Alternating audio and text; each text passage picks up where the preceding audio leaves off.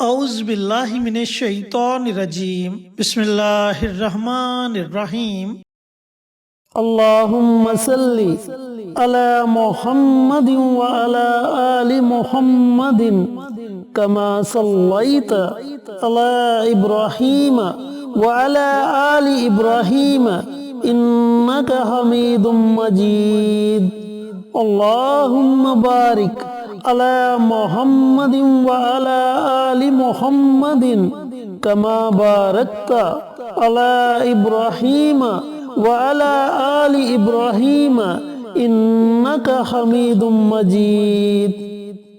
Asif Islamic T V کے پیارے دوستو، السلام علیکم ورحمۃ اللہ وبرکاتہ۔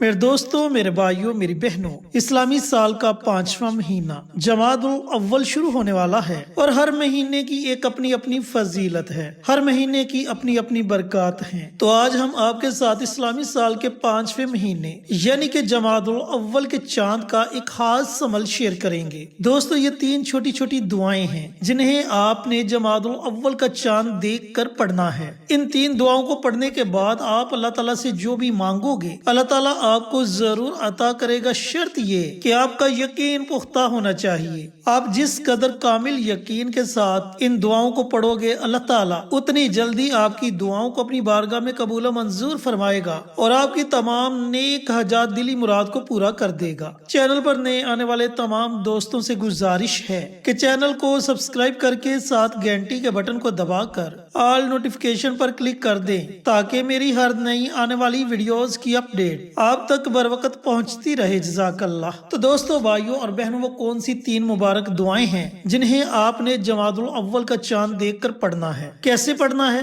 وظیفہ پڑھنے کا طریقہ کار اچھی طرح سن لیں اور سمجھ لیں۔ دوستو، جب آپ کو جمادی الاول 2023 کا چاند نظر آ جائے تو سب سے پہلے تو آپ اللہ رب العزت کی بارگاہ میں یہ دعا مانگو کہ اے میرے پروردگار، یہ مہینہ ہمارے لیے عظمتوں والا، برکتوں والا اور رحمتوں والا مہینہ بنا دے۔ اے میرے مالک، ہماری تمام پریشانیوں کو دور فرمانا۔ اس کے بعد پوری رات آپ کے پاس ہے، پوری رات میں جب آپ کا جی چاہے آپ یہ 3 دعائیں پڑھ سکتے ہیں۔ سب سے پہلے آپ نے پیارے آقا سرور کائنات حضرت محمد مصطفیٰ صلی اللہ علیہ وآلہ وسلم کی ذات اقدس پر درود و سلام کا نذرانہ پیش کرنا ہے۔ اب درود پاک آپ 1 مرتبہ پڑھو، 3 مرتبہ پڑھو، 5 مرتبہ پڑھو، یہ آپ کی اپنی مرضی ہے۔ جب آپ درود پاک پڑھ لے تو درود پاک پڑھنے کے بعد یا حی یا قیوم برحمتک استغیث، یہ بڑی مبارک دعا ہے، اتنی مبارک دعا ہے کہ اس کے بارے میں نبی کریم صلی اللہ علیہ وآلہ وسلم کا فرمان علی شان ہے کہ اگر تم کسی مصیبت میں پھنس جاؤ، کوئی پریشانی تمہیں گھیر لے،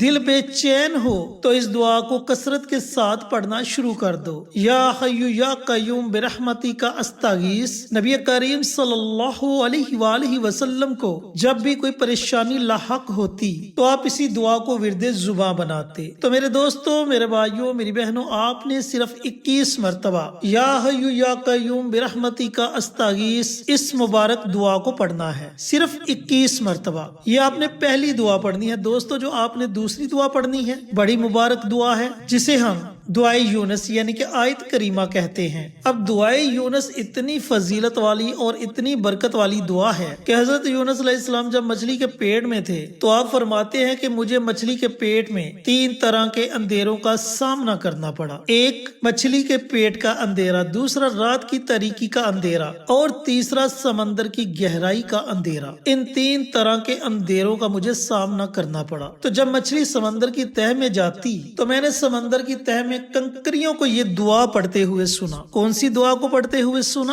لا الہ الا انت سبحانک انی کنت من الظالمین، لا الہ الا انت سبحانک انی کنت من الظالمین۔ تو میں نے بھی اس دعا کو ورد زباں بنا لیا، میں نے بھی اس دعا کو پڑھنا شروع کر دیا، تو اللہ رب العزت نے مجھے مچھلی کے پیٹ میں سے آزادی عطا فرمائی۔ تو دوستو، بھائیوں اور بہنوں، آپ نے اس دعا کو بھی 21 مرتبہ پڑھنا ہے۔ یہ آپ نے دوسری دعا پڑھنی ہے۔ دوستو بھائیوں اور بہنوں، جو آپ نے تیسری دعا پڑھنی ہے یہ دعا بھی بڑی مبارک دعا ہے اور یہ دعا اللہ رب العزت کو سب سے زیادہ پسند ہے۔ اس دعا کے پڑھنے والے پر اللہ تعالیٰ کی خاص رحمت موسلادھار بارش کی طرح برستی ہے۔ دوستو جب کوئی نیک بندہ اللہ تعالیٰ کو پکارتا ہے تو اللہ تعالیٰ اس کا جواب ایک مرتبہ دیتا ہے کہ میرے بندے میں حاضر ہوں، اور جب کوئی گناہ گار بندہ اللہ رب العزت کو پکارتا ہے تو اللہ تعالیٰ 3 مرتبہ جواب دیتا ہے۔ فرشتوں نے پوچھا کہ اے میرے رب، جب کوئی نیک بندہ آپ کو پکارتا ہے تو آپ 1 مرتبہ جواب دیتے ہو، اور جب کوئی گناہ گار بندہ آپ کو پکارتا ہے تو آپ 3 مرتبہ جواب دیتے ہو۔ تو اللہ تعالیٰ نے فرمایا